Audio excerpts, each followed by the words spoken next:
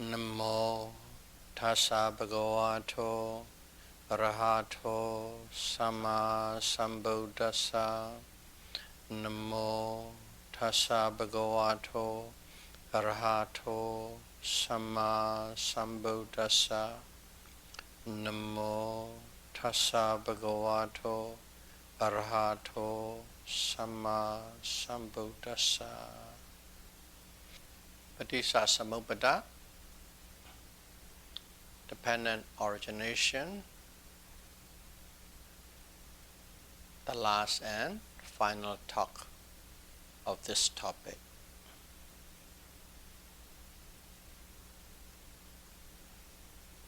In this talk, we are going to discuss regarding the questions and answer between monks, bhikkhu, and the Buddha described in the division of aggregates.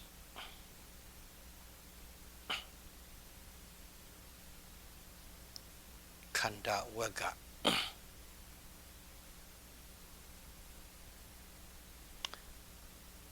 Once, a group of 500 monks, meaning many, came and paid respect to the Buddha. And the group leader, the leading bhikkhu of the group, asked the Buddha to explain regarding the 5 aggregates, Pinchakhanda, and the aggregates of clinging, Upakhanda. 5 aggregates and aggregates of clinging.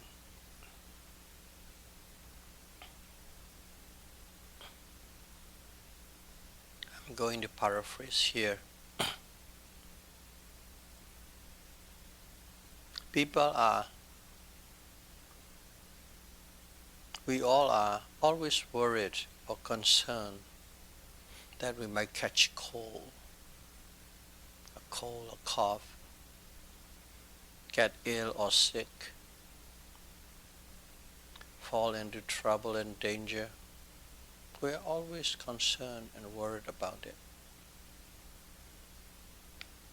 And in here, people or we means 5 aggregates, Pinchakhanda. We are the 5 aggregates. The people are the 5 aggregates. And again, we are worried, afraid, and fearful of danger and illness fallen upon us, because we love and cling to ourselves.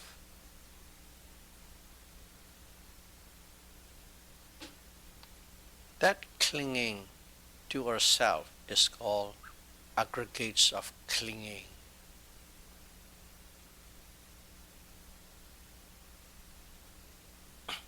Upadanakhanda. Basically, 2 words, upadana and then khanda. Upadana is clinging, grasping, khanda is aggregates. When you put the 2 together, it sounds like upadanakhanda.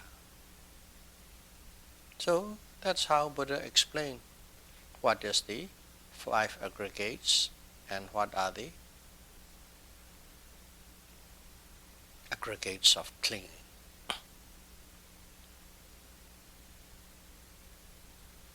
And then the monk asked another question. Are the 5 aggregates and aggregates of clinging, are they the same or different? And the Buddha answered, it is neither. The 5 aggregates are the aggregates of the body, rupa, aggregates of the body,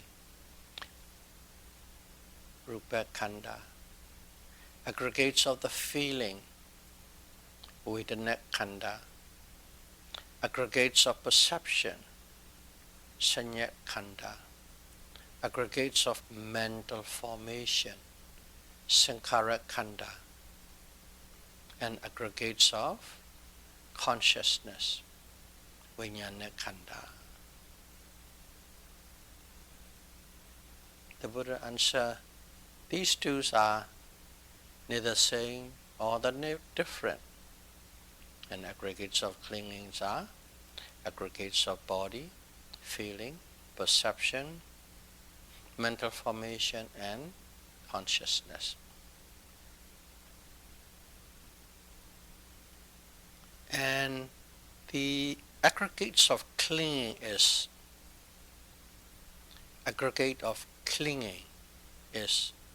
intense craving or strong attachment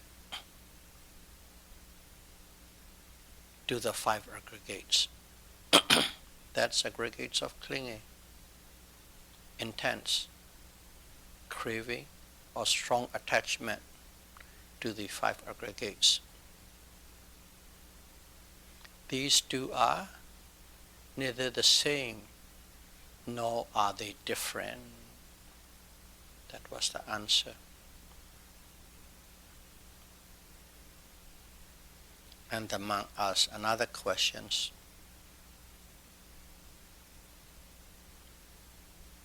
What is the wrong view of self?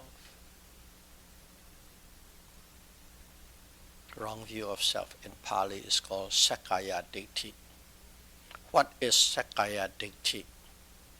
What is the wrong view of self?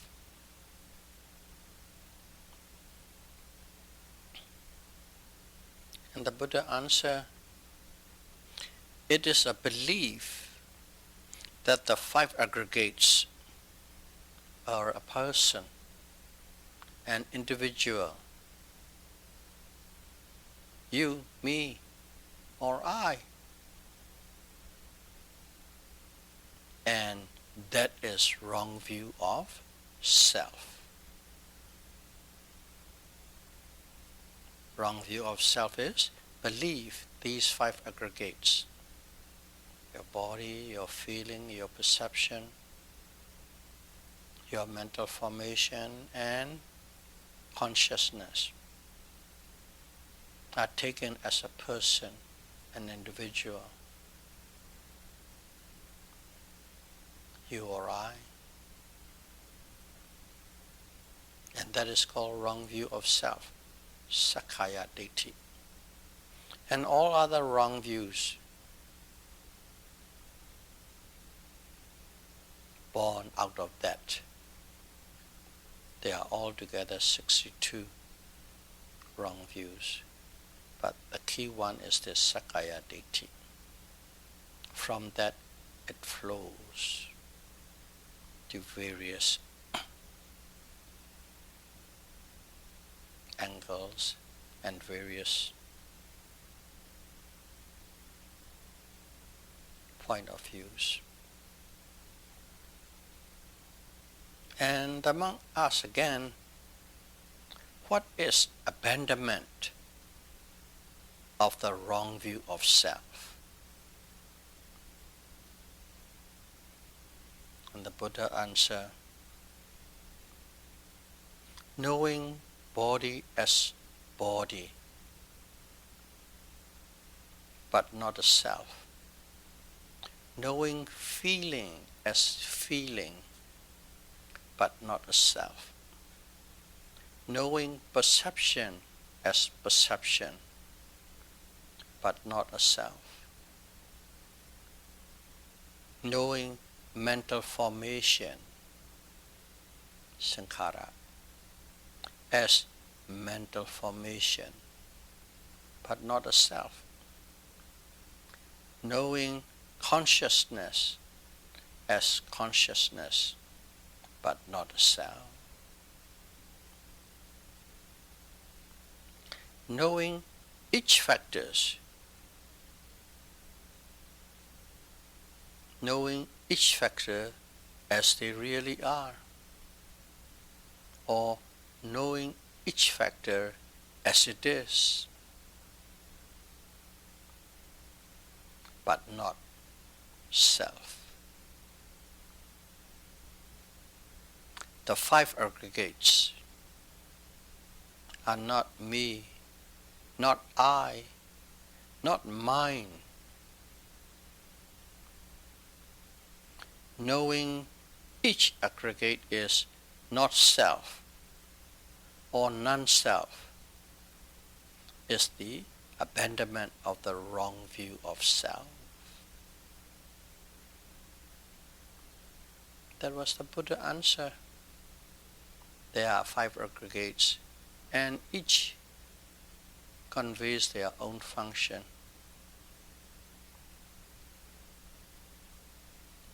And when you observe each of them, you come to know they are a process.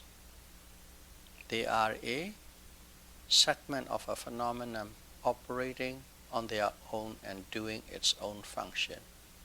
Feeling is to feel, pleasant, unpleasant, and neutral feeling. Body, rupa, aggregates of body. But the physical part is eyes to see, ears to hear, nose to smell, tongue to taste, body to experience a touch sensation. That's a function. That's it. That's nothing to do with the self. It's just doing its own job, own function. And the function of perception is to make a mark. To make a mark to any object that you come in contact with, so that you can cognize or recognize these again. That's a function.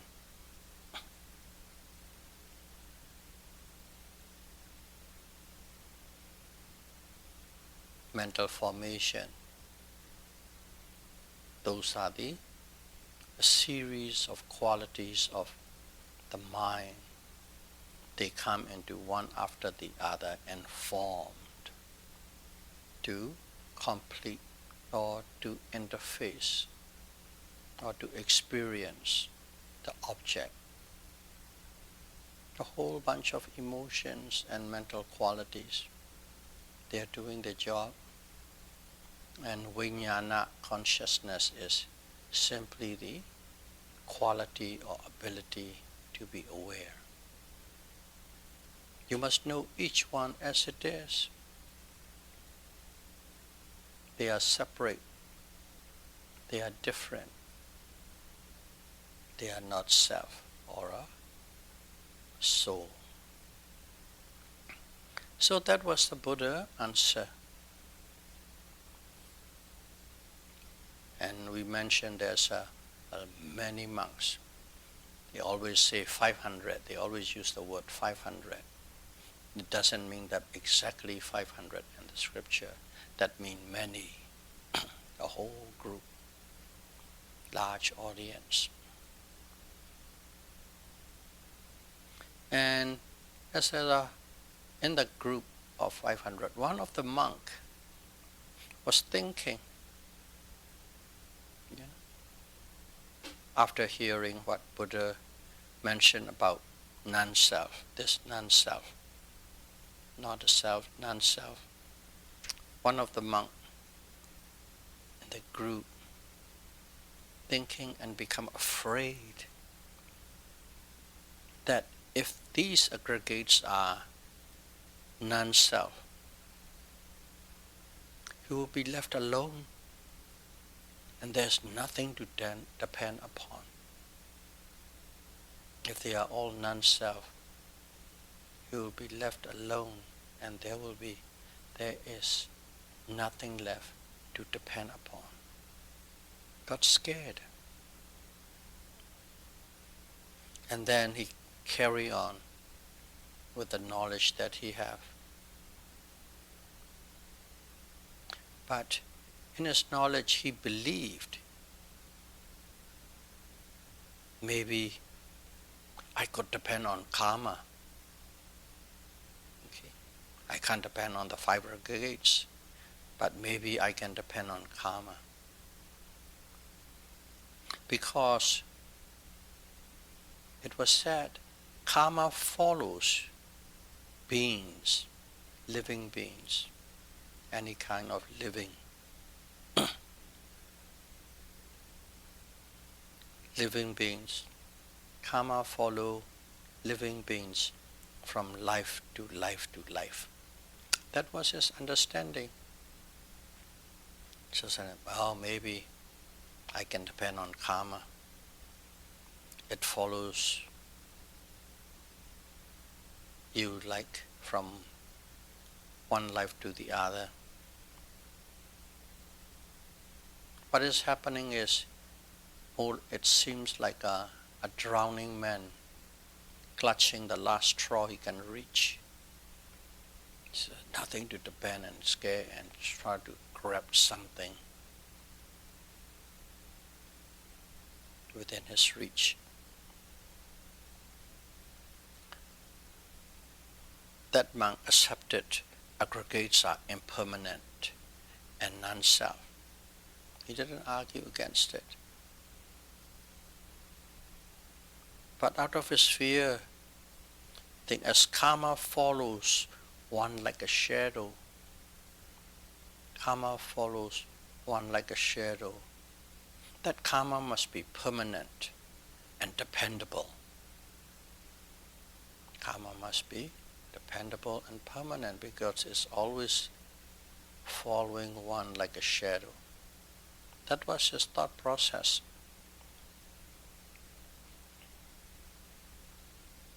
Buddha knew that monk's thoughts and his dilemma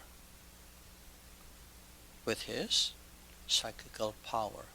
He knew his thoughts.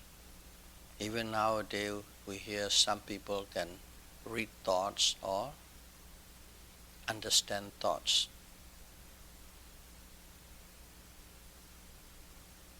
Buddha knew that monk's thoughts and said, just casually, without emphasizing on anything, said, one who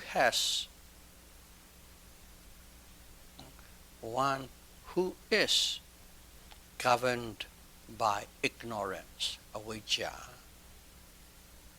and detected by craving, tanha, governed by ignorance and detected by craving, and cling to self, would depend on karma. The monk was depending on the karma, and the Buddha said, yeah, one will depend on karma. And whoever depends on karma is totally governed, controlled, influenced by ignorance. And that one is totally under the direction of craving. And that one clutches to self. Those kind of people will depend on karma. That was Buddha's answer. Not answer, he knew the thought, so he just mentioned it as a continuation to the abandonment. But at the same time, Buddha picked up karma and answered or mentioned that way. So karma in Sanskrit, karma in Pali, K-M-M-A. What is karma? Karma is action.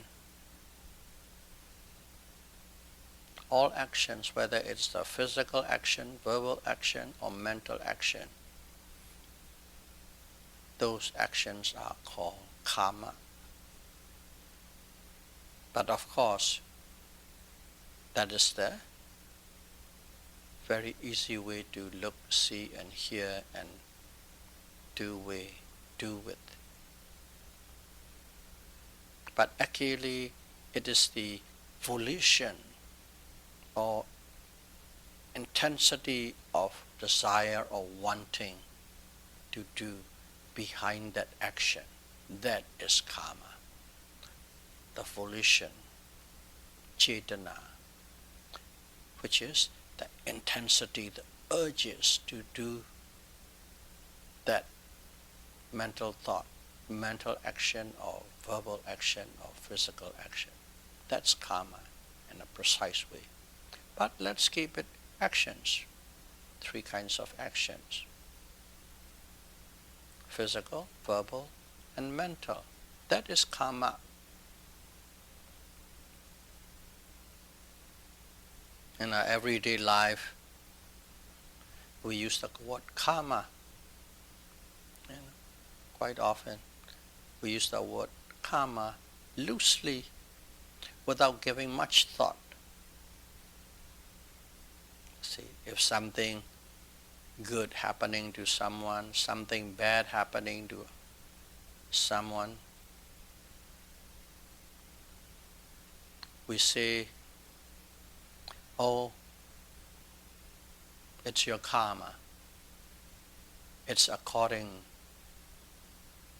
to your karma. We don't even say it's according to your karma. It's your karma. Happening good is your karma. Happening bad is your karma. Like referring karma as a result. Good things happening. Good things happening is a result. Bad things happening, it's a result. And when you say it's your karma, automatically it means karma is the result. In our daily language, daily usage, that's how we are using. And also, at the back of our mind, that's how we think.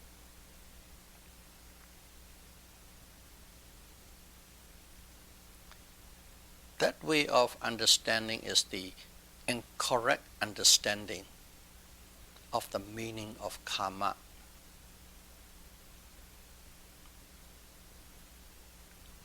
Karma is action.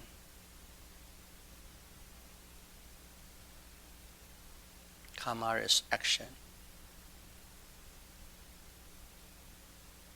Whenever there's an action, we all know there's a reaction or response or result. When you do something, some results come out. When you punch somebody, that somebody get angry. When you yell at somebody, somebody got sad. Cause and effect, cause and result.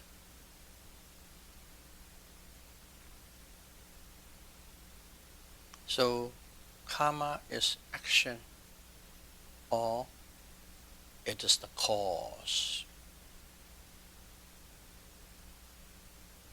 As there's a cause, there's a result.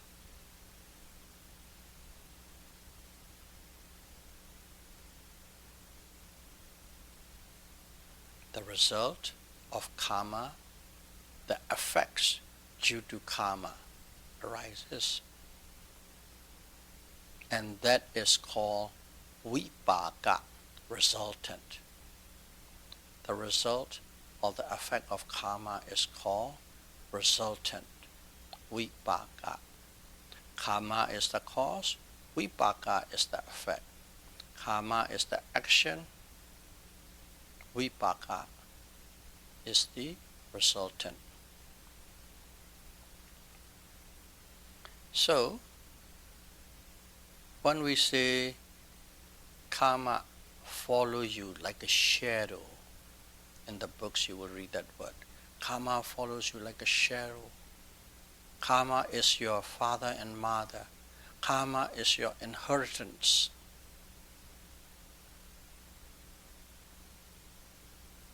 What it means is the result of the karma.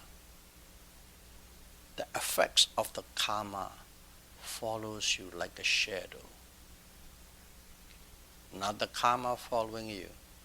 The result, the effects follow you like a shadow. So don't take it literally, but our usage are become corrupted and we use it in a way as a result to karma. And also there are many other causes as well.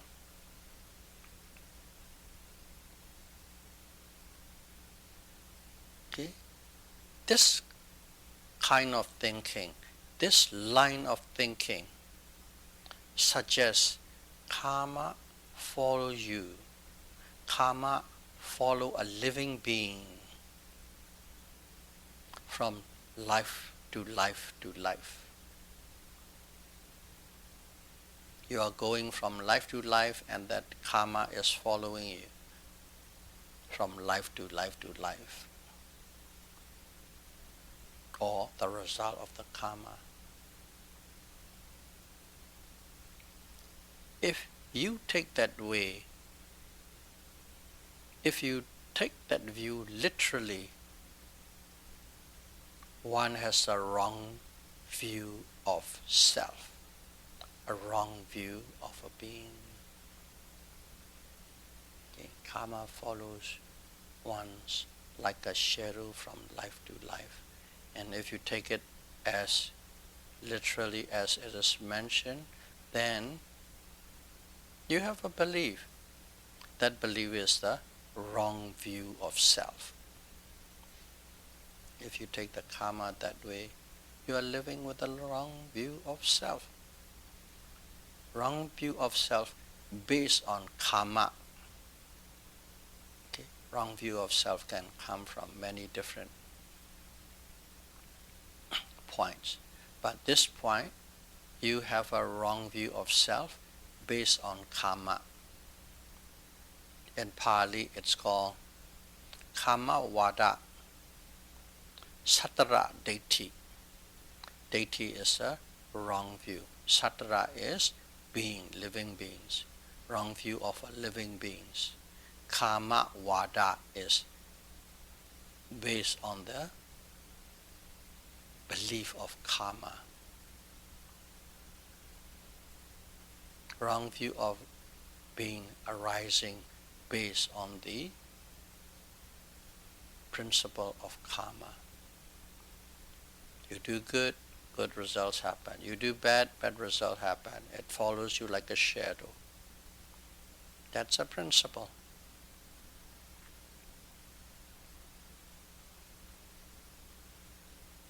And most of us, we think and we believe that way because we take it very loosely, we don't analyze it, we don't dissect it. Most of us think and take loosely in the way that is being explained.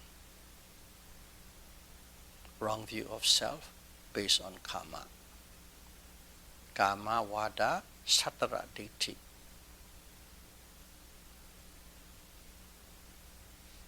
Karma precisely is volition. Karma, volition, or cetana in Pali. Karma, volition is like any other mental factors. Mental factors, cetasika. Just like any other mental factors. It arises and passes away instantly. Karma arises and passed away. Volition arises and passed away. Just like any other mental states, mental factors. Altogether 52 Cetasika. They are exactly the same. However, karma is action. We know that it's the action, volition behind the action. So let's just call it action. And action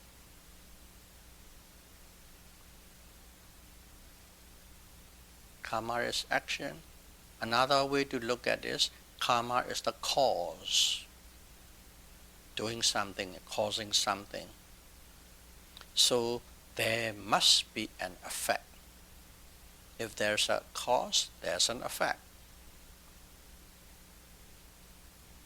And this effect of karma, this effect or this result of karma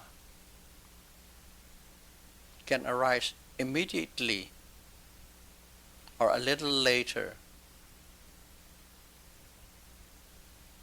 or delayed quite some time in this life, or even it could delayed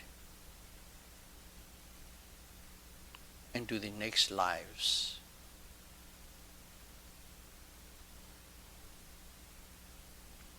So these effect or result can arise immediately or delayed.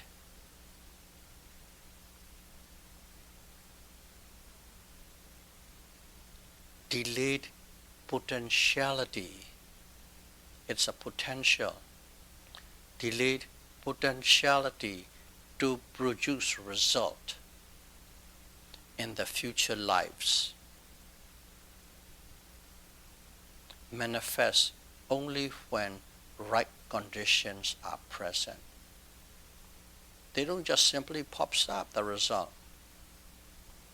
There's a potentiality going on, but they will manifest into a result, an effect, when the right conditions, a set of conditions are met. That's how it works. This arising and passing away, or arising and the solution of mind, okay, is the cause. Our mind arises and our mind passed away. That arising and passing away of the mind is the cause, and arising and passing away of another mind is the effect. That's how the mind goes. One mind has to arise and pass away so that another mind can arise and pass away, and then another, and then another, and then another, in a linear function. No two minds arises at the same time. But we think we do, because the mind is so fast. Or you can call it Jeta, consciousness. Jeta, Cetasika,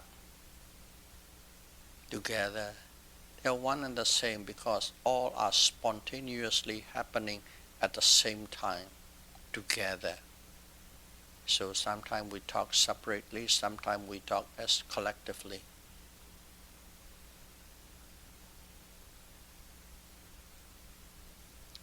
The nature of the succeeding and preceding mind, okay? The nature of the succeeding and preceding mind are not exactly the same. There are two minds. One passed away, another arises. One passed away, another arises. But these minds are not exactly the same. But at the same time, these two minds, succeeding and preceding, they have a lot of similarities in it, similarities and qualities in it, because they have a causal relationship. One has to disappear so that another can arise. Due to that causal relationship, there's a lot of similarities between these two minds, or between these two specific consciousness. They are not exactly the same, but there are so many similarities. To understand that, let's take up our physical world and see. Okay? Father and mother, parents, produce a son. Let's just call it father and son. The father, because of the father, the son comes to be. They are entirely two different persons. But at the same time, look at their DNA, because DNA is the building block of this whole body, what you call me and you, the father or the son. There's a very high degree of similarity in DNA with a few variations, some variations. See? They are totally two separate persons, but at the same time, they are not actually totally separate persons. They are related through cause and effect. And there's a lot of similarities in DNA and genes. Physical, science, proved, we believed. The same thing, the succeeding mind and preceding mind. They are two different separate minds, but they have a lot of similarities in it.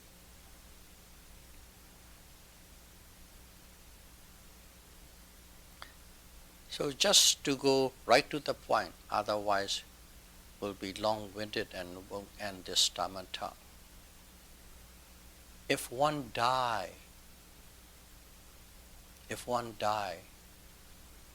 with a wrong view in this life, I die with a wrong view in this life, I'll be reborn, rebirth, with a wrong view. In the next life, another person.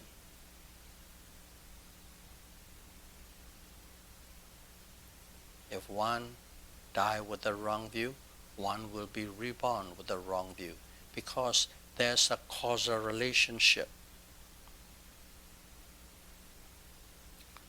That's how we are thinking about karma. Basically, that is karma. But I simply put it with the wrong view. A person die, a person reborn.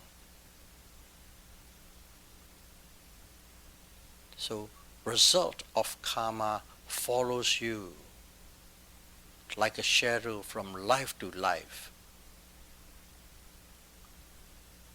It's a wrong view of self. But now we know the potentiality goes on.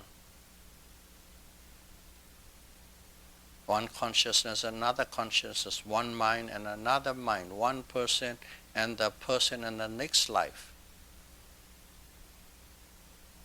They are different, but there's a lot of similarities. The imprints, similarities goes on because of the causal relationship. And that's why there are quite a few people ask, how does karma travel from one life to the other? Do they clutch into something, corrupt onto something, or transported by what? That kind of angle and ask question. No, they are not holding on to anything. The potentiality, the imprints of these karma from one consciousness to another consciousness, from one mind to the another mind, from this life to the next life, is there because of the causal relationship. The other arises not totally out of nothing. It arises because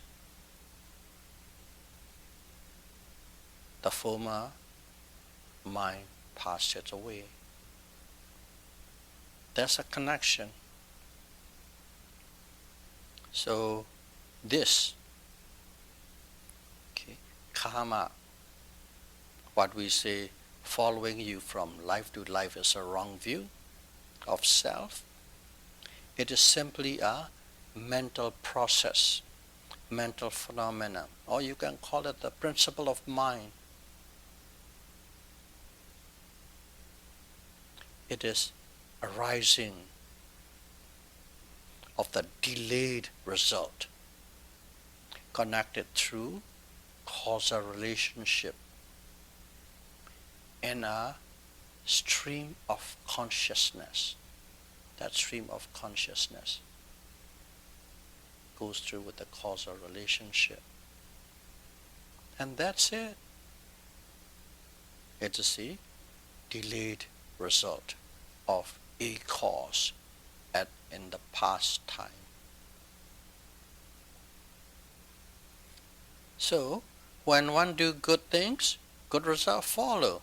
And when one do bad things, bad result follows. From existent to existent. Okay. That is the karma vada, belief of karma. Good things follow, bad things follow from life to life. That is the belief of karma, karma vada, the view of karma. We all say it, we all believe it, and it is also true, it's following you. But we are looking on a superficial level. We are looking at it loosely. We are taking it literally. When we say that it conveys the meaning that karma and a person are moving from life to life to life. When you take it, that principle, it conveys that you believe that karma and the person are moving from life to life. It is a wrong view of self. If you take it, that is a wrong view of self, based on karma. Okay, I'll recite that Pali word again. Karma vada satara detti.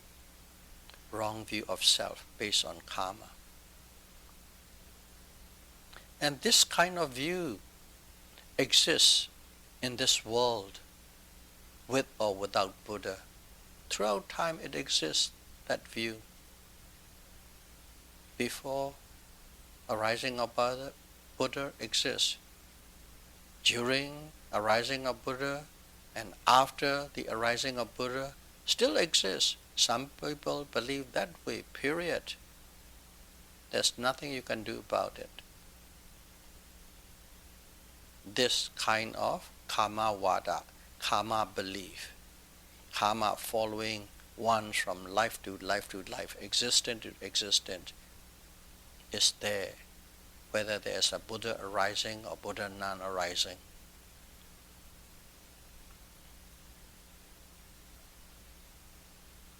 However, the view of five aggregates, that the view of five aggregates, that is always arising and passing away, not only arising and passing away, and they are suffering dukkha. Basically, dukkha arising and passing away. So that's a view. The view, five aggregates are always arising and passing away, and they are suffering dukkha. That kind of view arises only when a Buddha arises in this world. If the Buddha doesn't arise, that view is not in the world. Only when the Buddha arises, that views come into play.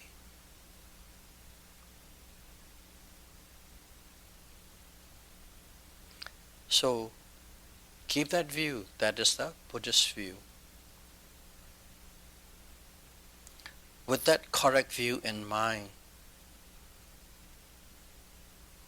a Buddhist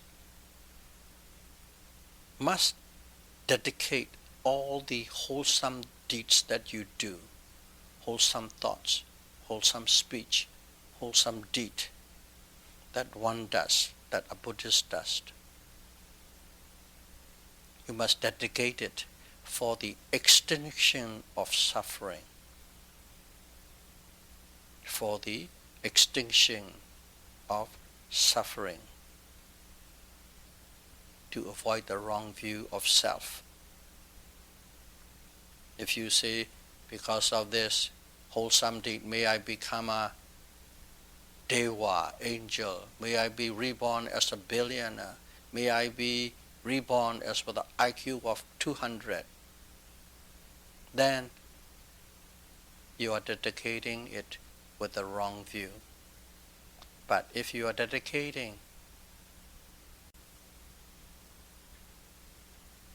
this wholesome deed, may be the cause for the attainment of Nibbana, which means for the total extinction of suffering, for the cessation of mind and matter.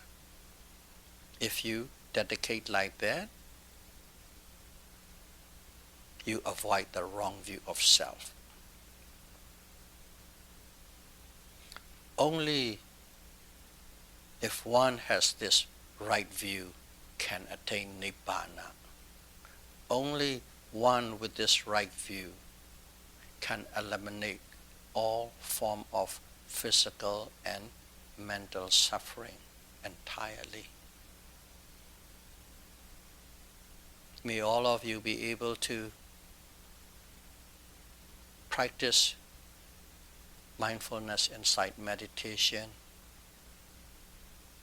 achieve the right view, and eventually attain Nibbana as soon as possible. Sadhu, sadhu, sadhu. Thank you very much.